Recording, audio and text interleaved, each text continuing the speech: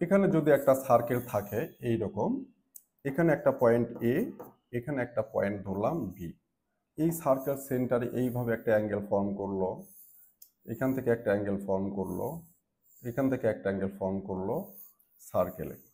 এর মানে এই যে এ বি, এটা কর্ডও হতে পারে অথবা দুটো পয়েন্ট থাকলেও হবে। এই আর্কের ওপর কয়টা অ্যাঙ্গেল হলো? এ অ্যাঙ্গেল ধরলাম, এটা এক্স, ওয়াই, জেড, ডব্লিউ। তাহলে এই এ বি কর্ডের ওপর বা সাবটেন্টের ওপর অথবা আর্ক লেন্থের ওপর যতগুলো অ্যাঙ্গেল সার্কেলে ফর্ম করবে সবগুলো অ্যাঙ্গেল কি হবে? ইকুয়াল। তাহলে কি লিখতে পারবো আমি? X equal y equals z equals W.